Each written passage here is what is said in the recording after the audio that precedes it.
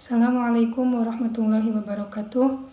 Saya Siti Hamsatul Maripah, NPM C1B020112, kelas manajemen D, akan menguraikan materi inflasi. Pertama, definisi inflasi. Inflasi bisa diartikan sebagai kenaikan harga barang dan jasa secara umum dan terus-menerus dalam jangka waktu tertentu. Adapun ciri-ciri inflasi adalah: pertama, harga pada umumnya dalam keadaan naik terus-menerus. Berikutnya, jalan uang yang beredar melebihi kebutuhan.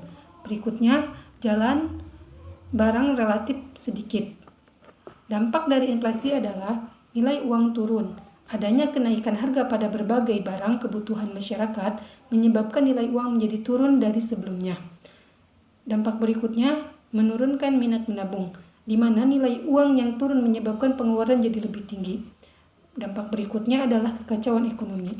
Adapun penyebab inflasi adalah: yang pertama, meningkatnya permintaan; yang kedua, inflasi karena bertambahnya uang yang beredar; yang ketiga, meningkatnya biaya produksi; dan yang keempat, inflasi campuran. Inflasi yang terjadi di Indonesia adalah pada tahun 1998, inflasi besar-besaran terjadi di Indonesia yang dikenal sebagai krisis moneter. Pada saat itu, harga sembako dan bahan bakar meroket tajam. Daya beli masyarakat menurun, nilai rupiah terhadap dolar merosot drastis. Dan pada Maret 2019, Badan Pusat Statistik mencatat inflasi terjadi sebesar 0,11%. Inflasi tertinggi terjadi di Ambon sebesar 0,86%.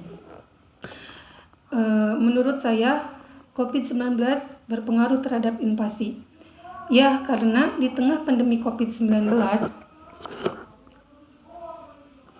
perekonomian dunia mengalami tekanan, tidak terkecuali Indonesia.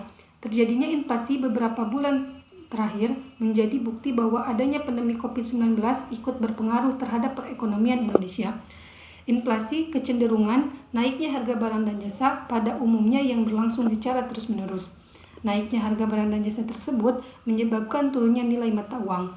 Pandemi COVID-19 ini berdampak pada kondisi perekonomian Indonesia, khususnya pada sektor perdagangan, yang meliputi kegiatan ekspor-impor bahan baku dan barang modal, kegiatan produksi yang menurun, langkanya barang, dan juga kenaikan harga di pasaran menyebabkan terjadinya inflasi.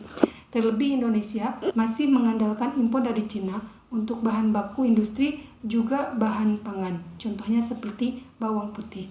Sekian uraian materi inflasi dari saya. Terima kasih. Wassalamualaikum warahmatullahi wabarakatuh.